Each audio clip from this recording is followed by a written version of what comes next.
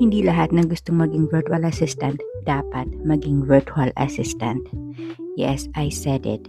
Kasi kung ang habol mo lang ay work from home at dollar rate, this video might offend you.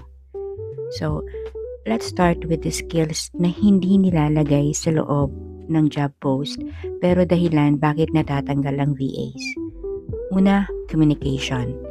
Hindi kailangan perfect English, pero kailangan marunong ka mag-explain, mag-clarify, magsabi ng problema o ng issue bago pa lumala. Kung tahimik ka lang kapag confused ka, red flag yon. Client doesn't pay you to guess. Pangalawa, accountability. Walang nagbabantay sa'yo, walang supervisor sa likod mo. Kung kailangan mo ng utos sa lahat ng bagay, hindi ka pwedeng maging VA. Assistant ka lang sa pangalan. Okay, you also need the third one, emotional maturity.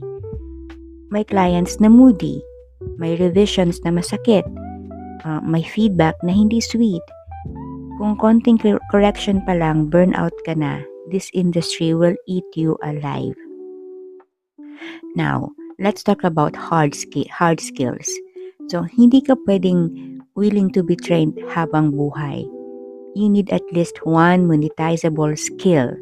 So, for example, admin tasks tulad ng email management, calendar management, document creations, or social media management. So, dapat bihasa ka sa mga social media platforms, sa mga trends, tech tools like CRMs, website builders or automation, go high level.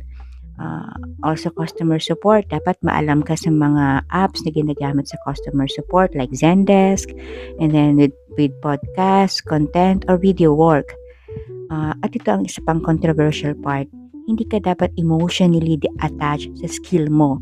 Pag hindi na in demand, you adapt, hindi umiyak, hindi nagra-rant, you upskill. So, gusto mong tumagal as a VA, then you need consistency kahit walang motivation. Learning kahit walang client. You need systems, not vibes. At kapal ng mukha mag-apply kahit pa ulit-ulit kang nare-reject. Kasi hindi ka special. Yung skills mo lang ang pwedeng maging special. So, kung gusto mo lang ng easy money, this is not your industry. Pero kung ready kang mag-level up, mag-adjust, at magtagal, welcome sa totoong VA world. Okay?